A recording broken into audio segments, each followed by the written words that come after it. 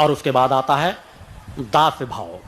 दास का भाव अपने अंदर लेना कि मैं सेवक हूं, वह स्वामी है, वह स्वामिनी है प्रकट सत्ता मेरी, मैं उसका सिर्फ एक दास हूं, उसका एक रजकण हूं।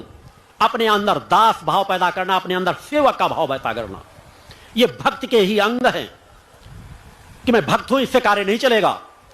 कार्य चलेगा अपने अंदर दास प्रवृत्ति पैदा करो कि सौभाग्य से मुझे ऐसे चरणों में रहने का सौभाग्य मिल जाए कि जहां मैं दास बन करके रह सकूं।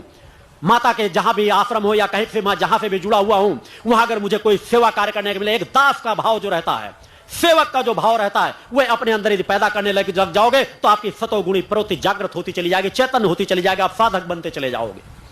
ये रास्ते हैं। एक दास का भाव, हर पल अपने अंदर अपने आप को एक दास मानो, एक सेवक मानो कि हम उस प्रकट सत्ता के, उस गुरु के केवल एक दास हैं।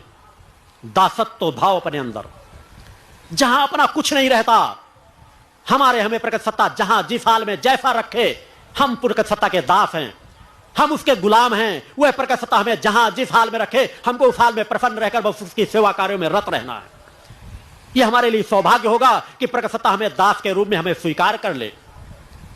हमारे अंदर दासत्व का भाव होना चाहिए, हमारे अंदर एक तड़प होनी चाहिए कि मेरे जीवन का सबसे बड़ा सौभाग्य होगा कि वो मुझे पुत्र माने या माने, मगर मुझे अपना पहले दास मान ले, अपना मुझे सेवक मान ले।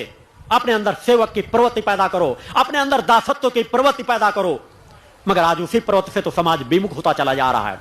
यदि उसी इष्ट के प्रति, माता आदि जनी जगदम्बा के प्रति दासत्व भाव आ जाए तो आपकी भक्ति कभी खंडित नहीं होगी।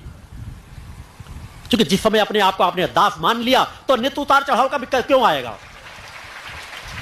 जो कभी आप आगे जाते हो, कभी मन के भाव आगे बढ़ते हैं, फिर पीछे चले जाते। हर पल सोच रखो, हर पल स्मरण रखो कि मैं उस प्रकट सत्ता का दास हूं, और दास की कुछ सोच नहीं होती।